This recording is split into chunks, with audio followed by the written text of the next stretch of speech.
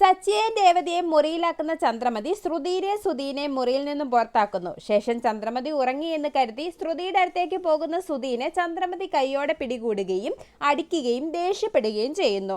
തുടർന്ന് എല്ലാവരും ഹാളിലേക്ക് എത്തുകയും കാര്യം തിരക്കുകയും സുധീനെ കളിയാക്കുകയും ചെയ്യുന്നു.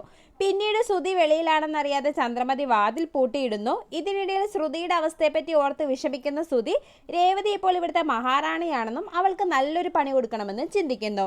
ശേഷം കോലം വരയ്ക്കാൻ എത്തുന്ന രേവതി തന്നെ മുറ്റം തൂക്കുമെന്ന് കരുതി ശ്രുതി മുറ്റം നിറയെ ചപ്പു വാരിയിടുന്നു. ശേഷം കഥ കടച്ചിട്ടതുകൊണ്ട് തിണ്ണയിൽ കിടന്ന് ഉറങ്ങാനൊരുങ്ങുന്ന ശ്രുതി കൊതുകുകടി കൊള്ളാതിരിക്കാനായി അഴയിൽ കിടക്കുന്ന നൈറ്റി എടുത്ത് ഇടുന്നു. ഇതിനിടയിൽ സച്ചിൻ രേവതിയും സുധീനെയും ശ്രുതിനെയും പറ്റി സംസാരിക്കുകയും പാലറേട്ടത്തിയോട് പെരുമാറുന്നത് പോലെ അമ്മ നിന്നോട് പെരുമാറിയാൽ അമ്മ വിവരം അറിയുമെന്നും ഞാൻ അമ്മയുടെ മുന്നിലൂടെ നിന്നെ പൊക്കിയെടുത്തോണ്ട് നടക്കുമെന്നും സച്ചി പറയുന്നു. ശേഷം ഇരുവരും പ്രണയ നിമിഷങ്ങൾ പങ്കുവെക്കുന്നു. പിറ്റേ ദിവസം രാവിലെ നേരത്തെ എഴുന്നേക്കാത്തതിന് ചന്ദ്രമതി ശ്രുതിയോട് ദേഷ്യപ്പെടുകയും കുളിച്ചിട്ട് പെട്ടെന്ന് കോലം വരയ്ക്കാനും പറയുന്നു.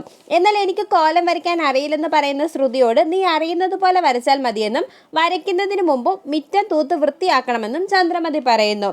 ശേഷം മുറ്റത്തേക്ക് ഇറങ്ങുന്ന ചന്ദ്രമതിയും ശ്രുതിയും രേവതിയും നൈറ്റിയിട്ട് കിടക്കുന്ന ആളെ കണ്ട് ഞെട്ടിപ്പോകുന്നത് കാണിച്ച് എപ്പിസോഡ് അവസാനിക്കുന്നു.